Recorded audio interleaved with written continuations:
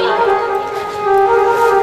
अब वो इस संसार में नहीं रहा, मेरे साथ नहीं रहा। सीता मैया ने कहा, प्रभु क्या उसकी आपके पास कोई निशानी है?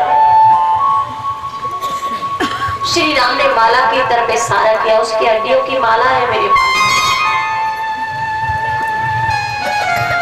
सीता जी बोली, प्रभु इसी माला को मुझे दे दो। लक्ष्मण के हड्डियों की माला श्री राम ने अपने गले से उतार कर सीता जी को दे दी। उसी समय सीता जी ने अपनी उंगली से रक्त निकालकर जैसे ही उन हड्डियों पर डाला, उसी समय लक्ष्मण को ने जीवित हो गया। बोले वृंदावन बिहारी लाल की जय। ये सब अमरीश का लड़का देख रहा था। अमरीश से जाकर कहने लगा, पिताजी माला में से लाला जायो, माला में से लाला जायो और बाबा मन को मौजी और कहे बहन से मौजी। ये कहावत एक ही है। वहां पर श्री राम लक्ष्मण सीता मैया फिर से मिल जाते हैं।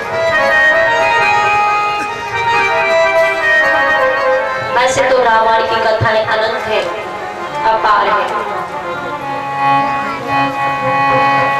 आज हमें कृष्ण अवतार करना है, इसलिए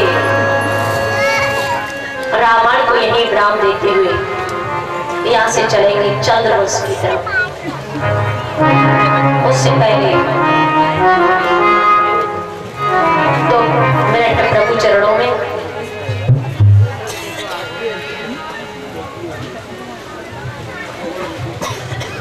तो कहा है सुंदर शब्दों में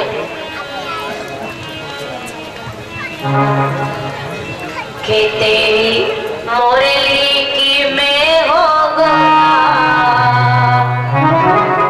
मेरे अलबेले श्याम तेरी मोरली की मैं होगा, ओ मेरे अलबेले श्याम तेरी मोरली की मैं होगा, ओ मेरे अलबेले श्याम।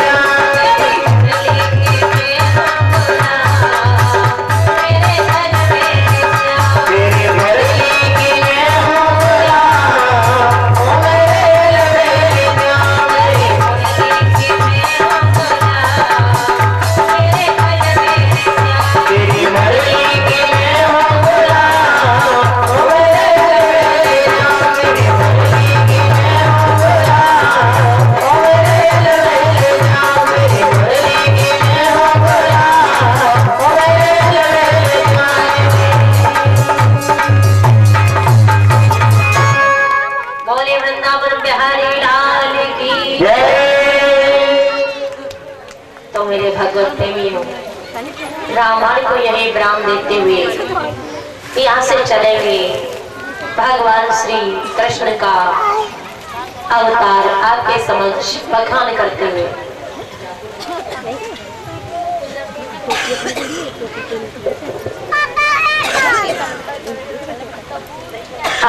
चंद्रवंश में बहुत समय पहले मथुरा नगरी के एक राजा हुए जिनका नाम हुआ उग्रसेन।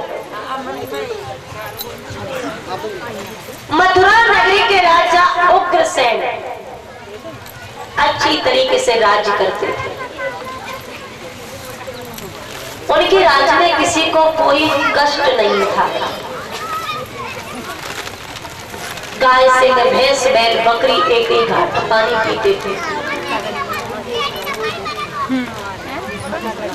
राजा उग्रसेन की रानी पवन रेखा बहुत दुखी थी, क्योंकि राजा उग्रसेन की आधी उम्र हो गई, उनके घर पर किसी संतान ने जन्म नहीं लिया। निसंतान होने के कारण रानी पवन रेखा बहुत दुखी थी। श्री सुखदेव जी बोले, हे राजा, एक दिन रानी पवन रेखा बाग में घूमने के लिए पहुंची। बाग में जो तालाब था, रानी पवन रेखा तालाब पर बैठ गई। बस यही विचार कर रही थी, हे परमपिता परमेश्वर, तेरी सेवा में कौन सी कमी रह गई जिसकी वजह से तूने हमें कोई संतान नहीं दी, हमें कोई पुत्र नहीं दिया।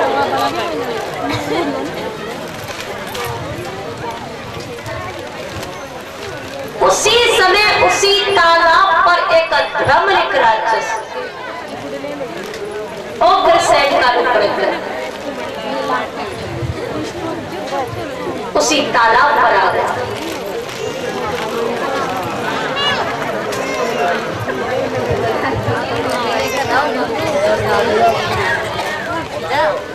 उस धर्मलिक राक्षस ने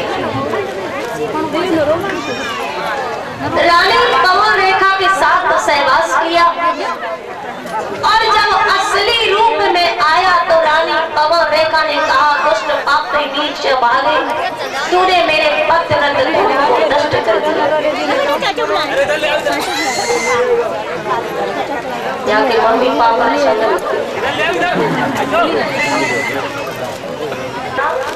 ज्यादा क्यों बोलती ये सुने। जब महाभारत का युद्ध समाप्त हो गया था, पांडव लोग अपने पक्ष में मरने वालों को जलांजलि दे रहे थे। कुंती ने धर्मराज युधिष्ठिर से कहा, बेटा कर्ण को भी जलांजलि दे दो।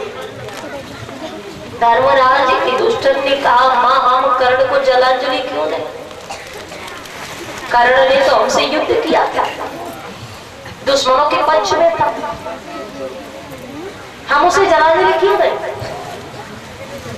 कुंती ने कहा, बेटा वो तेरा दुश्मन नहीं था, वो तेरा बड़ा भाई था।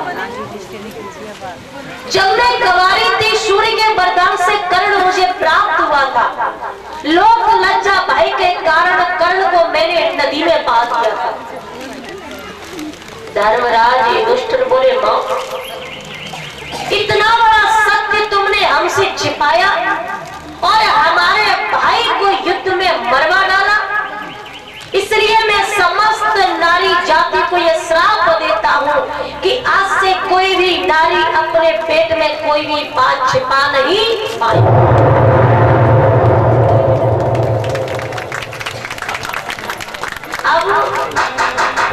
धर्मराज युधिष्ठिर का श्राप लगाए, किसी को कम लगाए, किसी को ज्यादा लगाए, आपस में देखे। जो ज्यादा बात करे समझ लो या ये ज्यादा लगा। इसलिए देवियां थोड़ी देर याद तो बात नहीं की उल्टी आती है। तो मेरे भगवत प्रेमियों ध्यान से सुने। रानी पवन रेखा ने कहा, धर्मलिक राक्षस से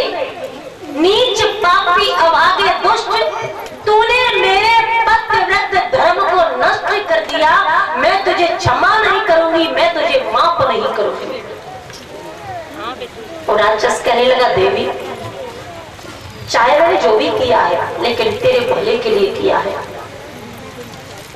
तेरी कोख से एक बलशाली बालक जन्म लेगा।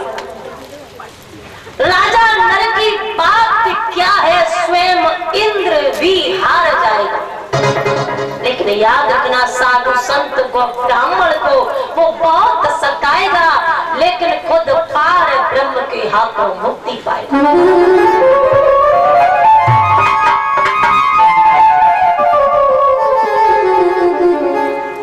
रानी पवन रेखा ने कुछ नहीं कहा, महल पहुंची। धीरे धीरे समय गुजरने लगा। मेरे भगवत प्रेमियों, समय अनुसार बादल गरजने लगे, पृथ्वी कांपने लगी, पशु पक्षी चीखने लगे।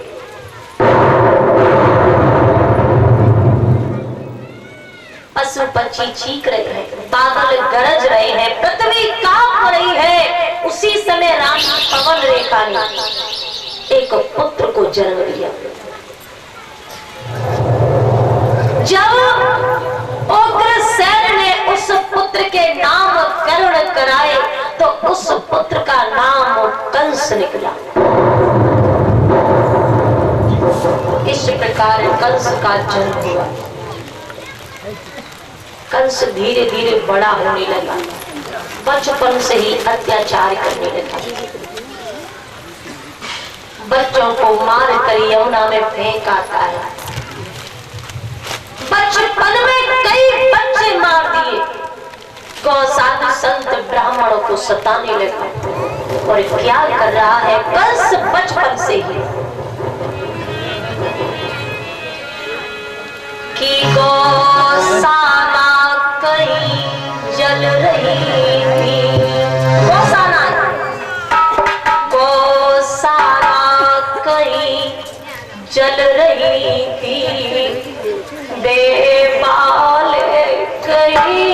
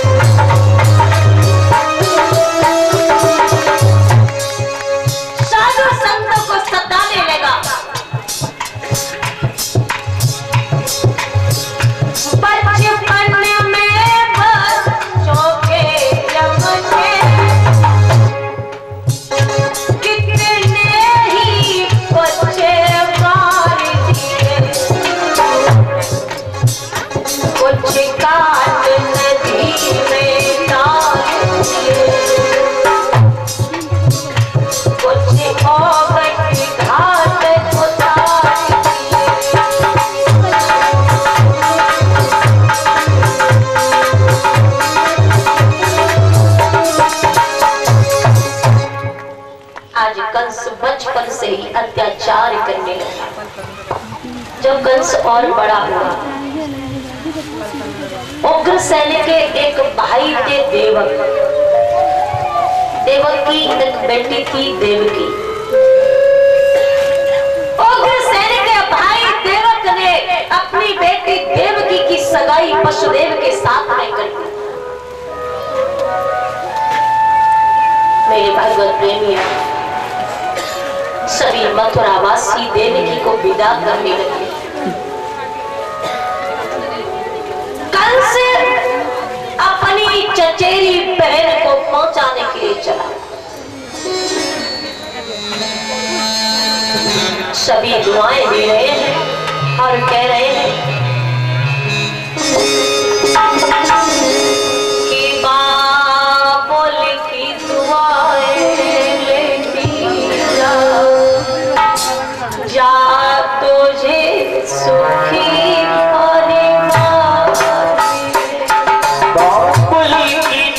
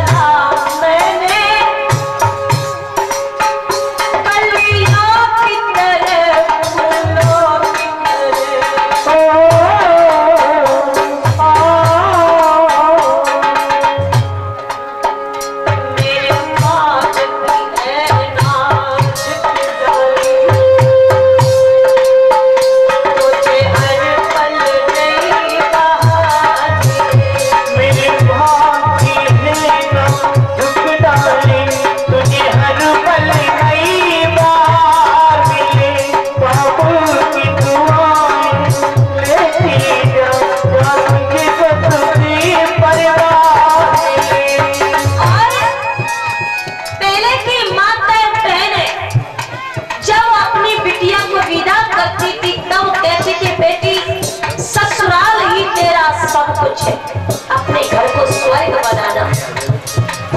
पहले की माता मैंने कहती थी बेटी ओरी लली तो ही जानो है पराए घर, ओरी लली तो ही जानो है पराए घर, माँ पे तू हमारा नाम ना लजैयोरी, नाम ना लजैयोरी, नाम ना लजैयोरी, नाम ना लजैयोरी। और सास ननद तेरी गोरानी जितानी तो से लाख कहे तू कछुनाए कहियोरी, कछुनाई कहियोरी, कछुनाई कहियोरी, कछुनाई कहियोरी। अरे आजकल की बात वर्तमान का है कोरी लली कोई जानो है पराए घर, माँ पे तू हमारो नाम ना लजैयोरी, नाम ना लजैयोरी, नाम ना लजैयोरी, नाम ना लजैयोरी। और सास ननद तेरी दोरानी जितानी तो से एक कहे तू लाख लाख कहियोरी, लाख लाख कहियोरी, लाख लाख कहियोरी, लाख लाख कहियोरी। बिटिया डर में मत रहियो, सास गारी कर चुके हो तो चुटिया पकड़ लिए बाद में देख रही हूँ। जय हो प्रभु।